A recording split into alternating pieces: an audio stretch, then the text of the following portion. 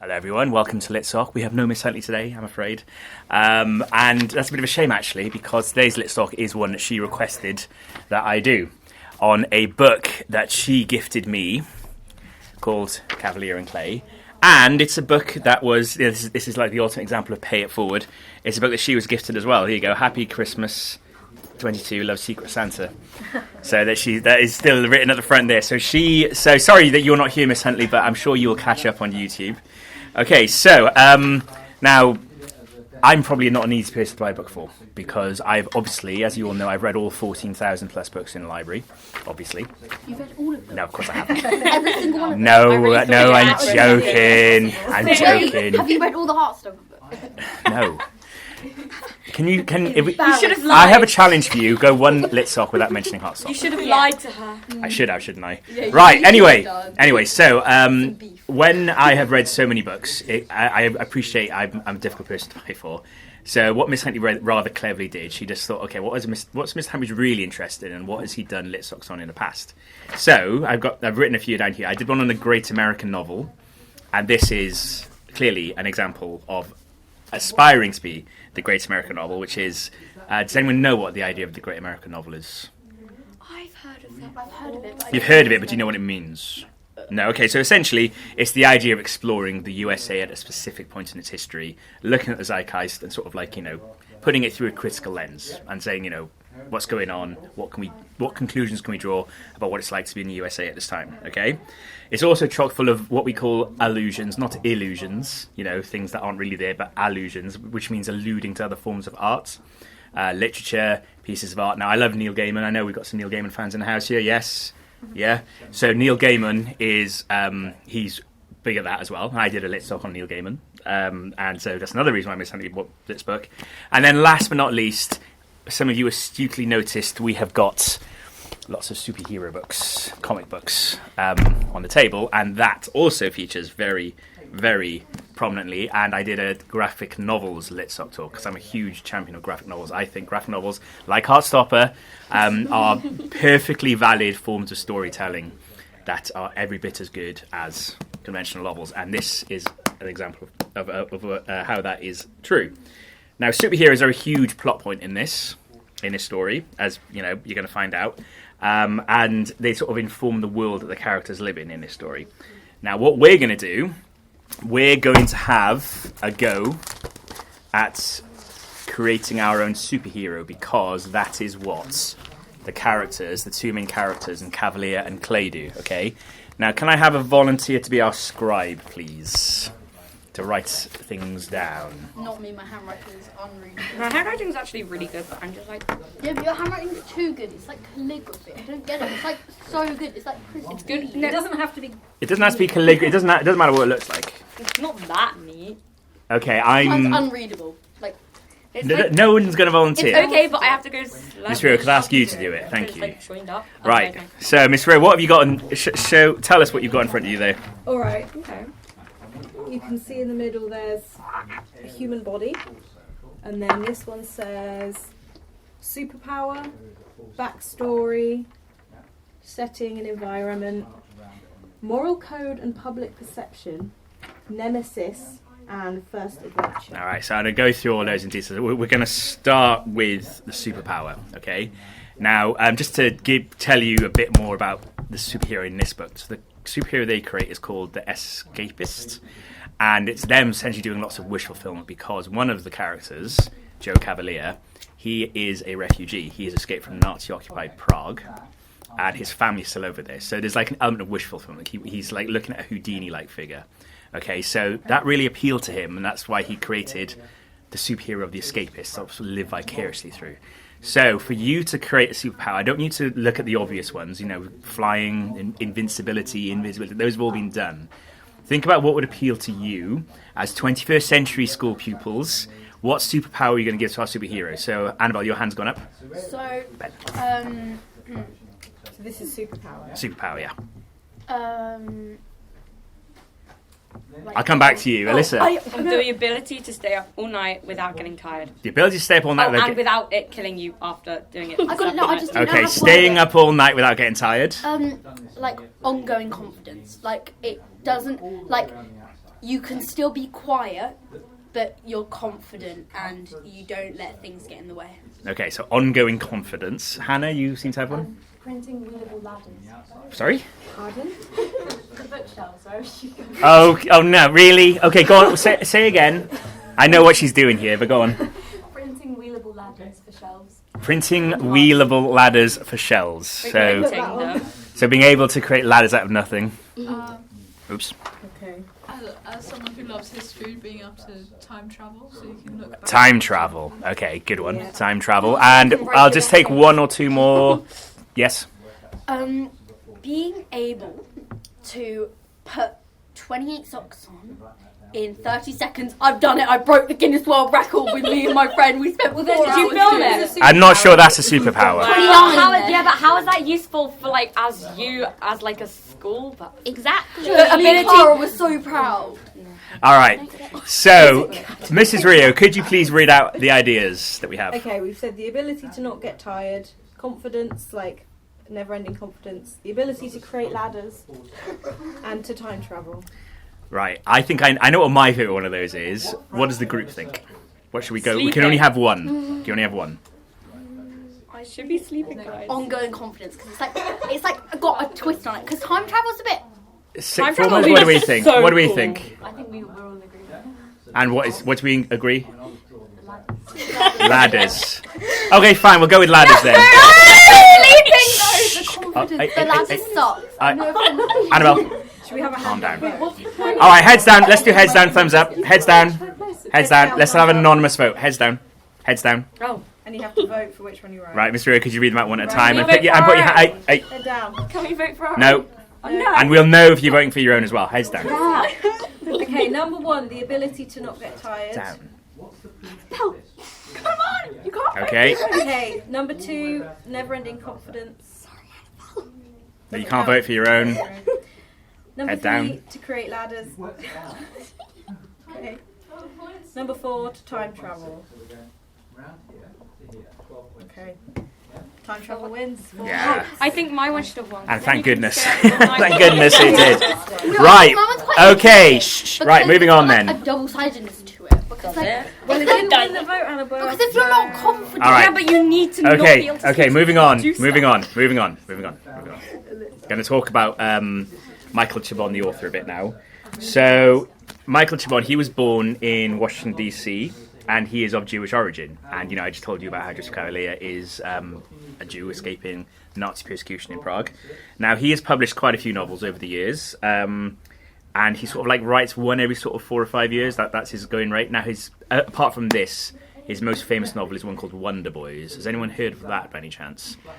The reason I'm asking is because that was made into a film starring Michael Douglas, and it also had Tobey Maguire in it, and it had Katie Holmes in it, and Robert Downey Jr. in it. I suppose it's probably... Have you seen it at all? No? Okay.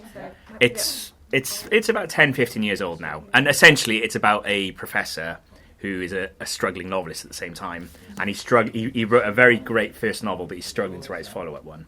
That's Michael Douglas, and then Tobey Maguire is sort of like the up-and-coming young novelist who he takes under his wing, and it's actually very funny. They're getting all sorts of crazy misadventures because he smokes a lot of cannabis, and so he ends up doing lots of mischievous things. Yeah, absolutely. Now he's also written on a Jewish theme. He wrote a book called the Yiddish Policeman's Union. Okay, now that's an alternative history in which the Jews who fled persecution, Nazi-occupied Europe, actually had a sort of sanctuary set up for them in Alaska. Now that was actually a proposed plan by the US government and never came into fruition. So it's almost like an alternative history. Now, another fun fact about Michael Chabon, he also has co-written the screenplay for Spider-Man 2.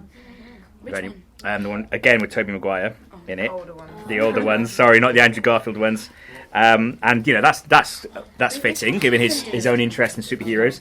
And he also contributed lyrics to Mark Ronson's mega-popular Uptown Special album, including the most famous song of the album, which is Uptown Funk, the one that Bruno Mars sings, yes?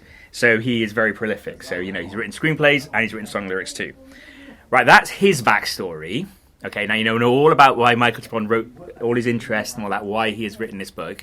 So now we are going to create a backstory for our superhero. So what is their origin story? Okay, so we know they can time travel, but why have they become a superhero?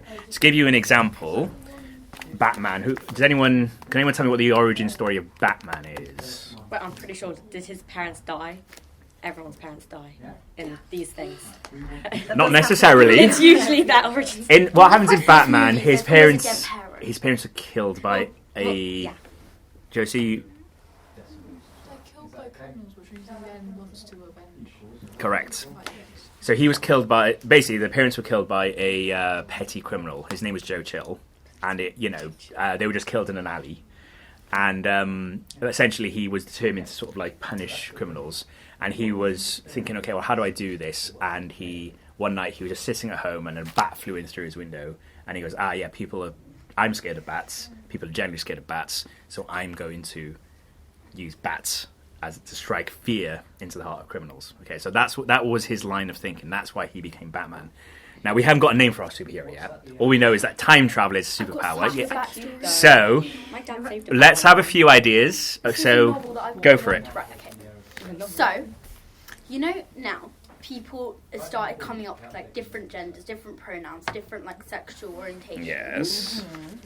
This superhero is set in a few hundred years from now. Every single person isn't straight. And if you are straight, you have to like. Okay.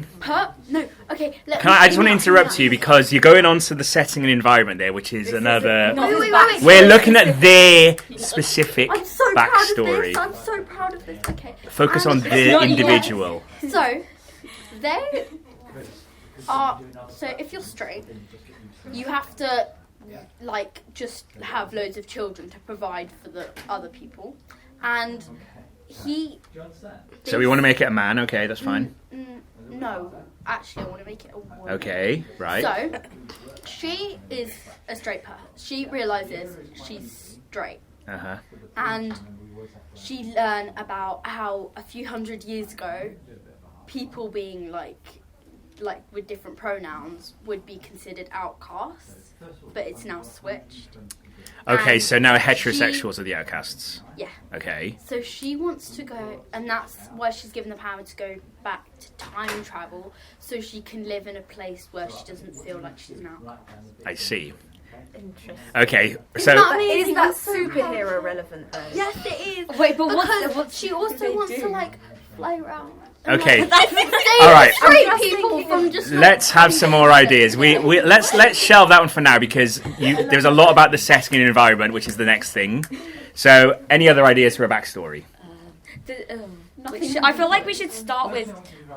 No, never mind. No, it is. So look, our superhero can time travel. Do Okay. they have parents or are they dead? Yeah. Well, that's what we're deciding right now. No, Yeah, but we should decide. I feel like maybe one of them. Hannah.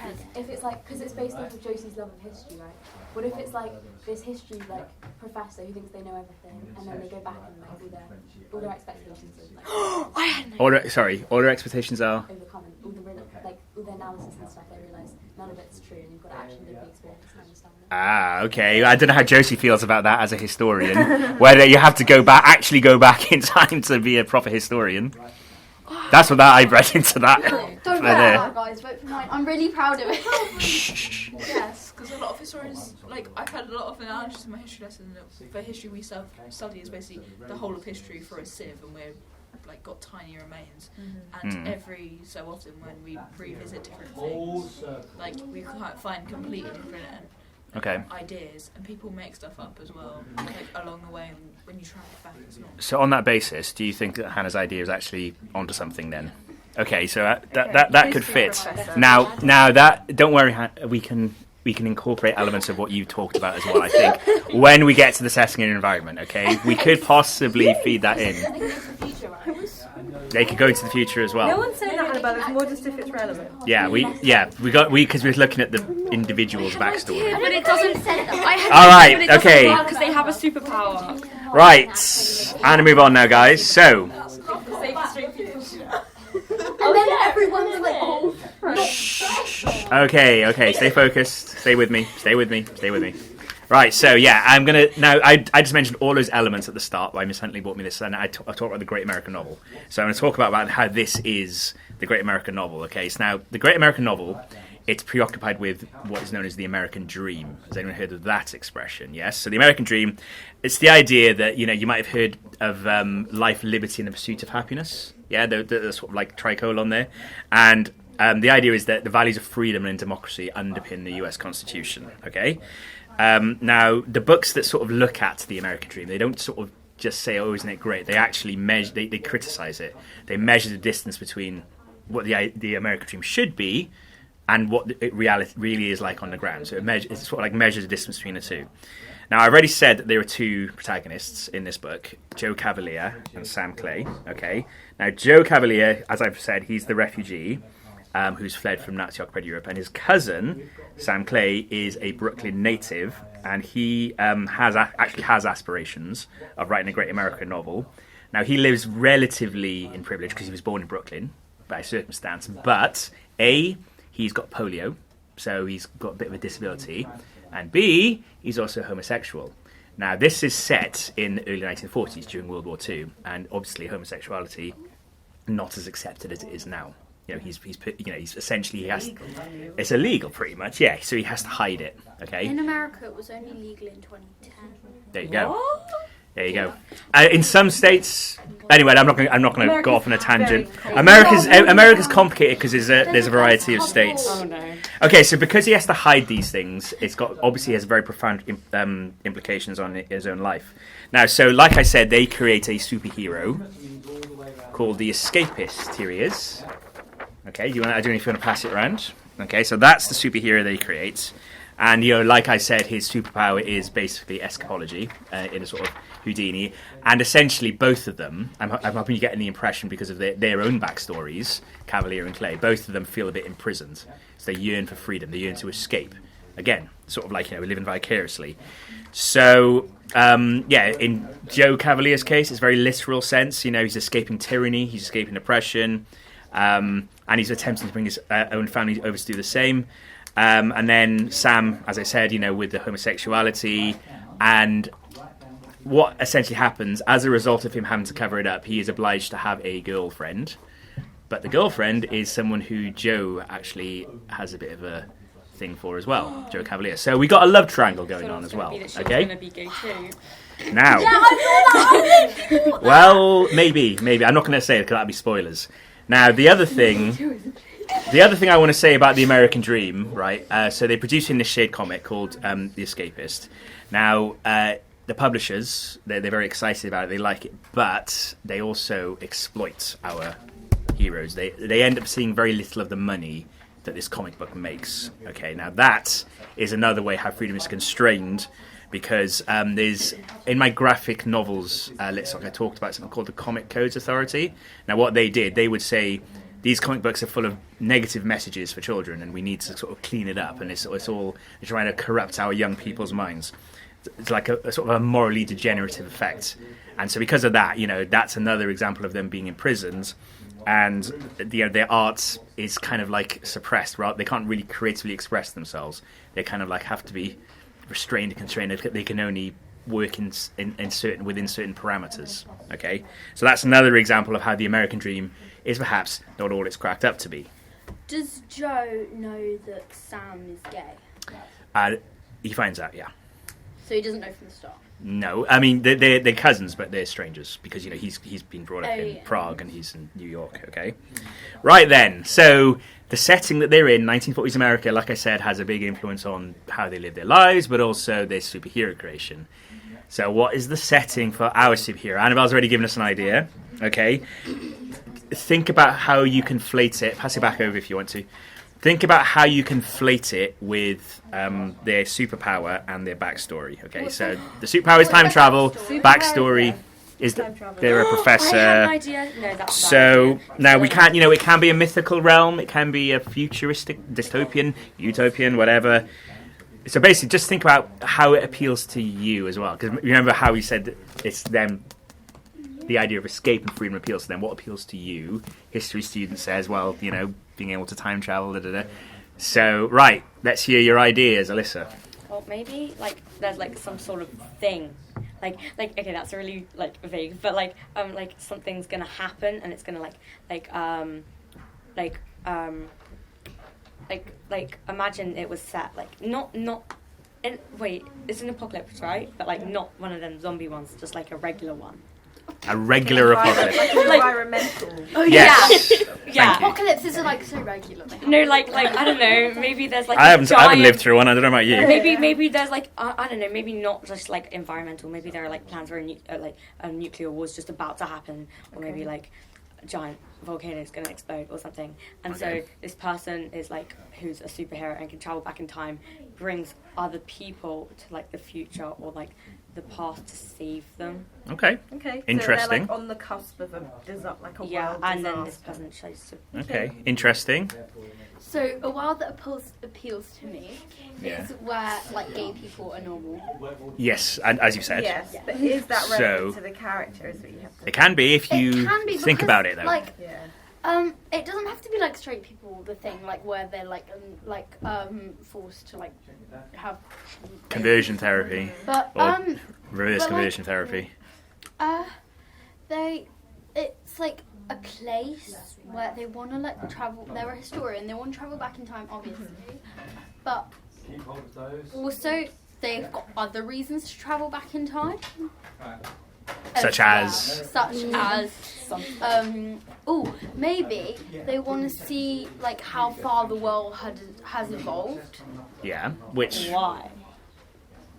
well, they're a historian and Like, they want wanna to go they want to back. know the truth. And they want to go back. History and is my live, superpower. Like, because is this person like straight or gay? Well, we have. Well, it's up to you guys. I'm not deciding. I was Why are you under looking at me? I was under the impression you wanted them to be straight because the gay was the norm, and it was like you had the reverse flip, as in they could be- heterosexuals were Or they could be like. persecuted. That's what I understood from what you said earlier. Yeah. I'm not. Which one do you think would be more interesting? Can you write this one? Can you what? Write it like properly. Well, So I feel like Publish it. I feel like maybe they should be if they're like a historian. What we don't know what they study. What sort of history do they study? That yeah, we didn't really go into that much There's detail. lots of different types. They could So back to study- maybe Josie could help us out here, Yes, what is the history? If you want to tie it into that. or Hannah, or Eleanor, or The anyone. history of the gays. We need to be careful how we phrase these things, Yeah, I didn't okay? have, like, No, the sheep we gave you. Sheep. What sheet? I thought you said sheep. What sheet? Do you mean this one? Did you write some stuff on it? Graffitied it with a historian name. Oh, hello, David Starkey the Snarky. I know everything about history. I'm not sure that's very super heroic if they're snarky. Okay. Doesn't sound like you're a David Starkey fan. Neither am I, incidentally. We could study like the history of like social romantic history, like when people all thought that straight was the normal and now it's like Okay. the opposite. All right, so almost like a dystopia, right? We're going to need to move on in a second, otherwise we're going to run out of time. So But it's set in the future. I think we're. yeah, I think we're going to say it's set in the future, and How far in the how far in the future? A few hundred years. Okay. It should be sent to. This is the 100 Escapist, by the way. Two, You've defaced an actual three, Michael Chabon's 23. Cavalier and Clays. For shame. For shame. Okay, right. Are we happy with that? Yes? Never mind. Hang on. No. No? Okay. Right. So, I'm now going to move on to illusions. Not illusions. Illusions. Now, there's lots of illusions in this. I'm not going to go through all of them. Here's just a few, though. Superheroes. Batman is mentioned quite a lot. Who else? Yeah, Salvador Dali gets mentioned a few times. Kafka gets some mentions. Citizen Kane. Anyone heard of the film Citizen Kane? Yes. If Miss Antley was here, she'd be very excited about that. And also, Stan Lee makes a cameo appearance as well in this too. Okay, but I'm not going to focus on superhero stuff just yet. I'm going to go on to that later. Instead, I'm going to tell you about the Golem. Now, who knows? Here he is. Here's the Golem. He looks a bit like Who knows? Which one's the golem? They're like, Are those Chunky. eyes What on do the you side of their think? face? or the Yeah. Jew? This one. Or Does the- anyone is it know- Eye here or eyes here? Does or anyone eyes know here? what the golem is? Oh my god. Hannah. It's like this figure in Jewish mythology. Correct. And I'm sure you sounds like you know, I read so... a book about it, but I can't remember. All right, okay. Well, I tell you what, I've got a printout here of a legend, a version of the legend. Okay, so this is it. According to legend, in 16th century Prague, which is where Joseph Kavalier is from, remember, Rabbi Lowe and 2 disciples went to the banks of the Moldau. I hope I'm not pronouncing these wrong. Moldau River. Okay, at 4 a.m, where they fashioned the golem using clay. Clay. Hey! From its bank. The golem was created. Yeah, I'll pass it around so you can all have a look while I'm describing the Where are golem. his eyes? The golem was created to protect the Jewish community from anti-Semitic attacks and pogroms, which are sort of like mass purges to attacking Jewish people, essentially, sometimes killing them. Now, following a prescribed ritual, the Rabbi Lowe, placed a piece of paper, a shem, containing the words, and I'm really sorry if I'm pronouncing this wrong, because I don't speak Hebrew, Adonai Eme, which is the Lord is truth, under the creature's tongue. Now, he would remove it every Friday evening so that the golem could rest on the Sabbath. So you can already see some parallels here between this and the escapist, right? Now, Rabbi Lowe's golem embodies 3 features. It is created to serve practical purposes. So, for example, as a servant in Rabbi Lowe's home, his task was to draw water from the well and to carry wood. Okay. Secondly, it's potentially dangerous. You could probably tell what a heavily built creature it is, yeah? And thirdly, it can harm its creator. It can turn on its creator. Now, there are various versions of the golem myth, but one of the versions of the Prague golem portrays the creature as going on a destructive rampage after the rabbi forgot to remove the shem from under its mouth.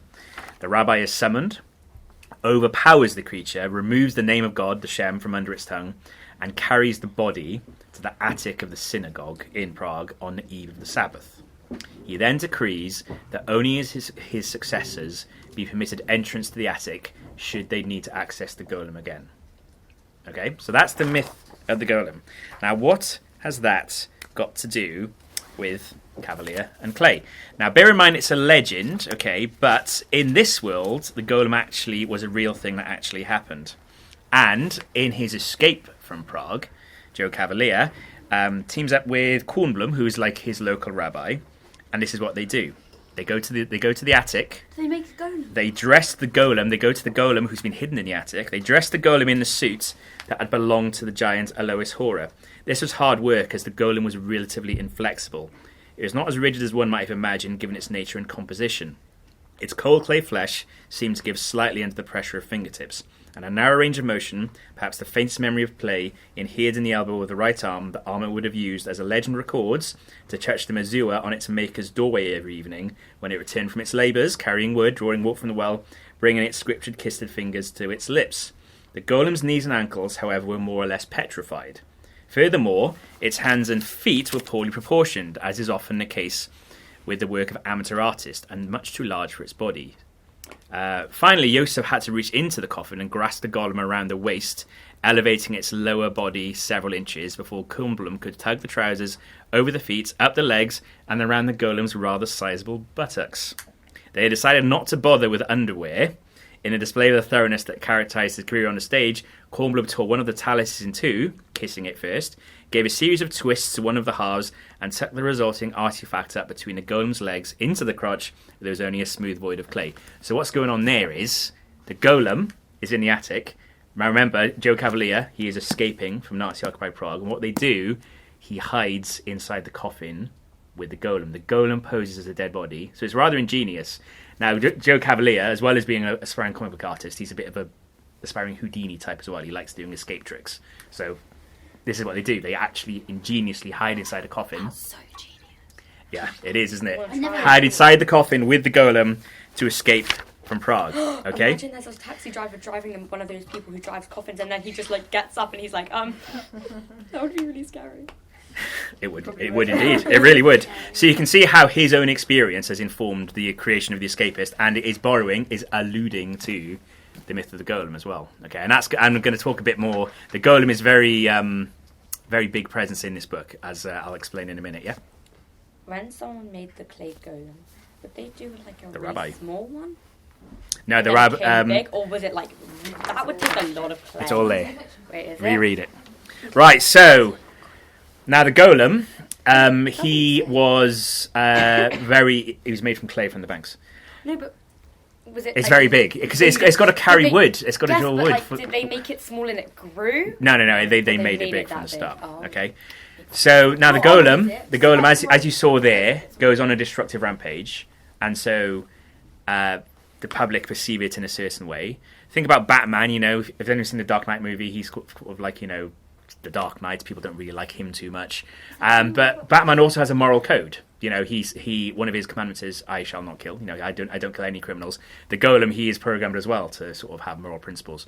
So on that basis, what are we going to do for our superhero?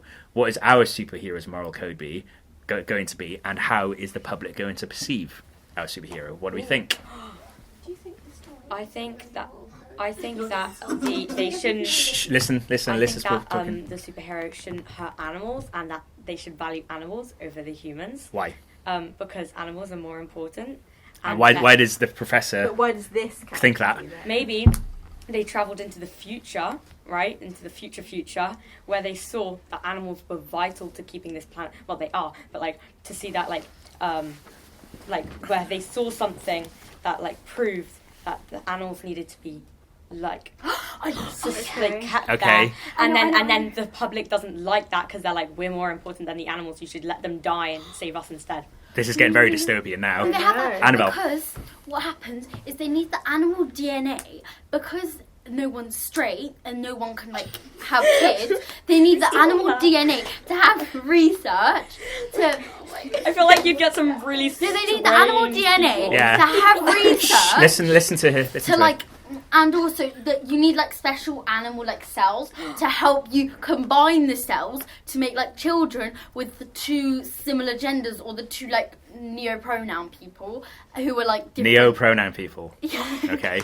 There's like because like I can't list all 72 genders. I know about 10. 72. Okay. Yeah, there's 72. Fine. Okay. Have you got that? Have you got all that, I Mister? learned about it in physics. Right. I think so. Okay. Thank you, Sophia. I was going to say about how then they realise that what they're doing to, and I think as they go into like let's say like the future, as they go more into the future, then they realise like what they're doing to animals, and they realise that it's having like an impact. Okay. On what they're doing. Yeah. So like the way they treat animals in Yeah. in this character's present. Okay. Okay. I'm going to come back over to the historians and see if they agree with all these in a minute. But Alisa. So maybe this person, they go into the future and there are like no people, right? And they're like, oh no, the humans have gone Again. extinct. Again, it's And very, very So they have dystopian. to like think of like they're preserving the animals And then to see if there's a way to do like fast evolving stuff Okay. and then bring That's the humans thing with back. like the people. Like a So what race. happened is the amount of like straight people is slowly demolishing, and then they Diminishing. realise. Yeah. Oh yes, and then they realise that they need these animals because they go into the future. They realise there aren't any people left. You're right there, Hannah. And they realise that they need the animals to like make the gay people have kids. Wait, Miss Huntley, I hope you can hear all this. I don't think Miss. Okay, right. Okay. Right, I'm going to move on, I think. Oh, sorry, I did say any comments from the historians. We were thinking doing something based on like Animal Farm. Okay. Maybe like George Orwell accidentally goes to the future. So this I don't know if we want to borrow from actual... And, like, We're creating our own superhero. George Orwell, great author. I'm not sure we should make him a when they superhero. misunderstand this, they think like the animals are real, and like the thing with the DNA, right? it's all becoming very complicated. Okay, yeah, let poor Miss Rio, I'm getting confused. Miss Rio rang all this down and getting confused. So I'm going to give her a break. And we're going to move. And so I'm going to talk more about the superheroes now and this, because obviously, like I said, they loom large. Now, at its heart, this is about escape. This novel is about escape, and it extols how good novels are all about escapism, right? You know, getting in an avenue from the dark drudgery of real life. And remember, this is a very dark setting. World War II, the Holocaust, is about as dark as it gets, really. Okay, and so it extols those views through the milieu of superhero-based storytelling, because, you know, superheroes represent shining ideals, right? They're the best of us. It's like these sort of like unimpeachable. They're great. And yeah, I've already mentioned how it pays tribute to real life examples, how Stan Lee makes a cameo appearance in it. But this graphic novel, has anyone heard of this? Yes, Mouse. It's a great graphic novel. I'm not going to talk about it too much here because I did a whole Lit Soc on graphic novels where I talked about this at length. What this is such an important graphic novel. Yes, because of the Holocaust aspects and making it accessible and what an important episode in history it is. But also it elevated comic books to a new level of respectability, because a lot of people still do think that comic books are just biff bang pow superheroes, right? This shows you that they can be high forms of art, like we were saying earlier, right? And this is probably the single graphic novel that has done the most to create that perception as a result. Okay, now we see this in Kavalier and Clay through the evolution of Kavalier and Clay's own escapist stories. Very early on, they're quite crude. Now remember, it's wish fulfillment. Now Joe Kavalier in particular, he's having like all these vengeful anti-Nazi stories. In fact, the first comic book he produces, on the cover is a picture of the escapist punching Hitler in the face, which is like, you know, it's quite crude, and we all like to see that, I'm sure, but it's essentially like very simplistic, very basic. Okay, now what triggers his change in mindset, his change in approach, is when he goes to see Citizen Kane for the first time. Okay, so I'm just going to read you that extract. This is going to be good, Joe said when they go and see it. He was impressed, demolished by it. When the lights came up, Sammy leaned forward and looked past Rosa, now she's the love triangle lady, incidentally, at Joe, eager to see what he had thought of the film. Joe sat looking straight ahead, blinking, working it all out in his mind. All of the dissatisfactions he had felt in his practice of the art form, he had stumbled across within a week of his arrival in America. The cheap conventions, the low expectations among publishers, readers, parents and educators, the spatial constraints that he had been struggling against in the pages of The Loon and Moth, seemed capable of being completely overcome, exceeded, and escaped. The amazing Kavalier was going to break free forever of the 9 little boxes. I want us to do something like that, he said. Okay, so yeah, that's what I'm saying now. You can see the imprisoned, you know, the 9 little boxes. What he's referring to there is the classic conventional comic book setup of just like 9 boxes. Whereas, you know, the greatest graphic novels, they go beyond that. Heartstopper is one example where you just are more creative with the layouts of it. Okay, so you can tell more sophisticated, more experimental, and more erudite films of story. There you go. So is that Batman? Yeah. So look, you can see that is quite conventional. That's the 9-box format. So again, it's, you know, I was saying about how when they were in producing a graphic novel, how they'd been exploited. They felt like they couldn't really tell a story. So now this is him moving towards it, going through a different one. Okay. Hold that thought, because I am just keeping an eye on the time here. Now, so yeah, it allows it to be more visceral, more powerful. Now, I'm just going to read you another little bit. So this is towards the end. I'm not going to give away spoilers, and yeah, this won't tell you what actually happened. So this is when he goes away. Joe Kavalier goes away for a bit, and then he comes back. While he had gotten off to a fine and rapid start on the work that would, he hopes at the time, transform people's views and understanding of the art form, that in 1949 he alone saw as a means of self-expression, as potent as a Cole-Porter tune in the hands of a Lester Young, or a cheap melodrama about an unhappy rich man in the hands of an Orson Welles, that's Citizen Kane. It proved much harder for him to return himself, even a little at a time, to the orbit of Rosa Sachs Clay, the lady he loves. The Golem was going so well, it absorbed all of his time and attention. And as he immersed himself ever deeper into its potent motifs of Prague and its Jews, of magic and murder, persecution and liberation, guilt that could not be expiated and innocence that never stood a chance, as he dreamed night after night at his drawing table, the long hallucinatory tale of a wayward, unnatural child, Yosef Golem, that sacrificed itself to save and redeem the little lamplit world whose safety had been entrusted to it, Joe came to feel that the work, telling this story, was helping to heal him. So there you go. That I mentioned about how it's like therapeutic escapism.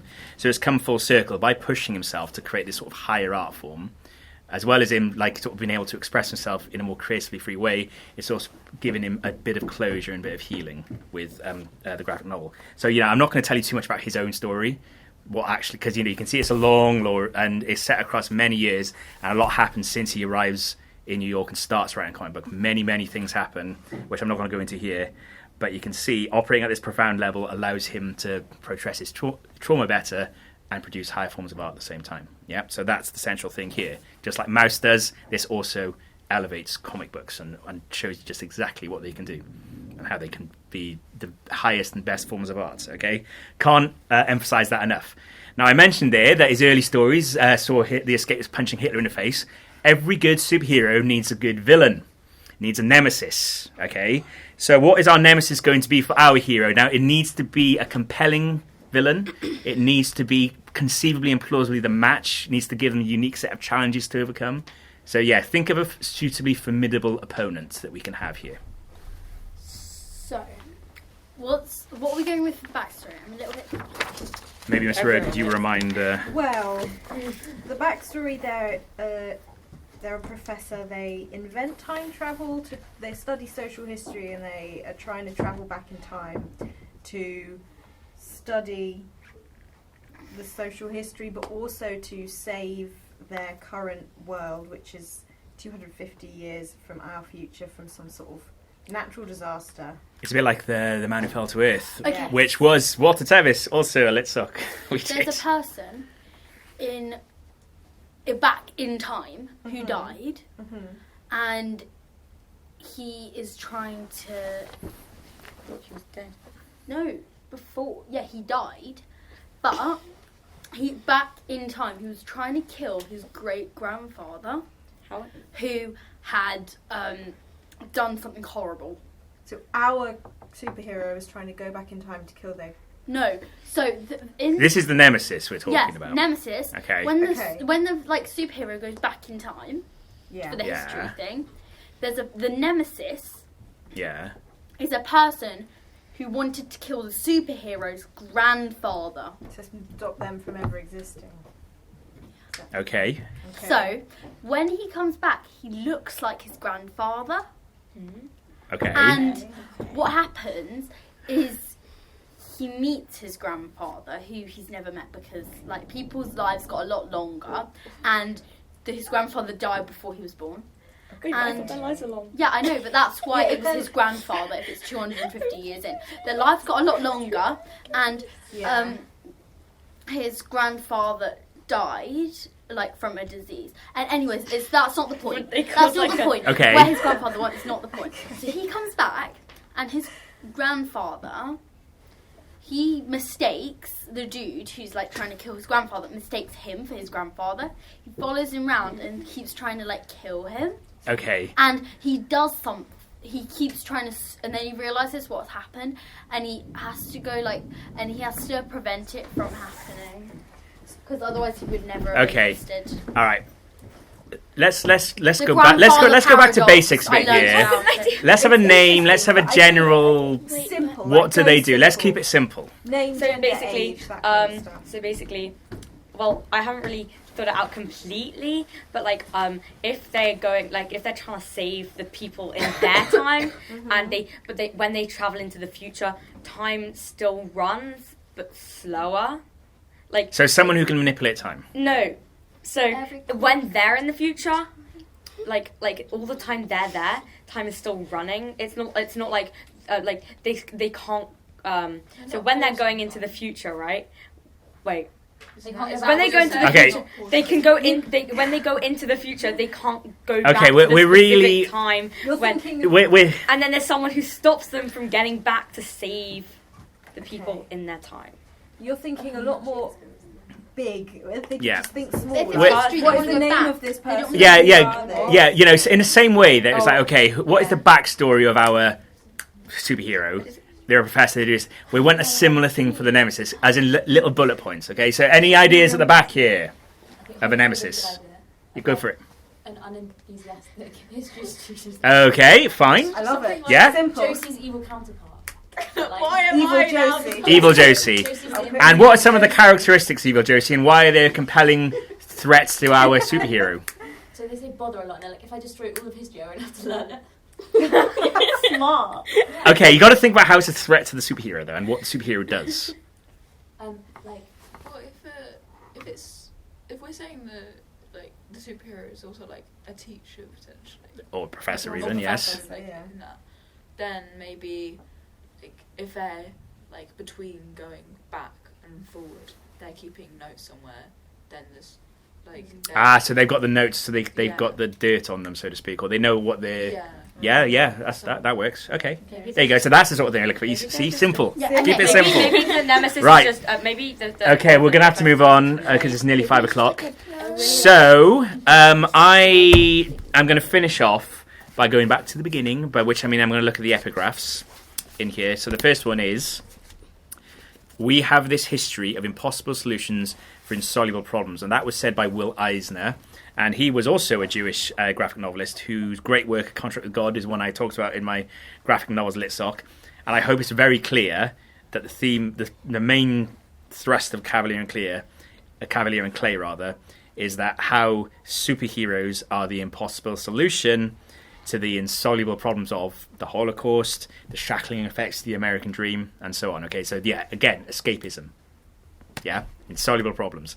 And then secondly, the second epigraph is simply wonderful escape. And that's from the 19th century author Nathaniel Hawthorne. And I think it's obvious how escape, freedom, we all yearn for it, but particularly from limiting worlds such as this. Okay, so let's finish up our superhero now. So we do have one more box, but if there's time, we could also maybe start sketching, because we have the figure in the middle. We could still maybe start doing a design for its costume, or his or her or their. I don't think we decided on the gender, did we? Was it her costume? So now, I think Mrs. Rear, they might benefit from, because the one remaining box is the first adventure. What is their first story we're going to write? Which is the sort of thing you were starting to talk about. Yeah. But perhaps we could benefit from a reminder of what's been written in the 5 other boxes. So, Any of my amazing ideas. Okay, listening. Yeah. Listening. I'm Listening. trying to get it all together. So we've got a female history professor who is studying social history, like what you said, the history of LGBTQ rights, etc. And they want to validate their research, study new time periods, and so they create time travel to do that. But they are also living in the future at the edge of a disaster, and so they travel back in time to work out how their research can change the course of history and stop the world from ending.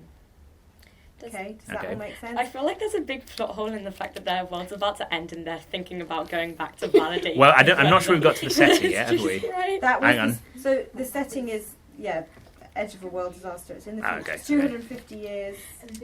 Yeah, and then there was some stuff about they find out how important animals are to the current world and how that can affect and how that's going to change the course. Missed the of trick with the history. nemesis there with the animals. But the nemesis is evil Josie, who wants to infiltrate their research and Harm animals.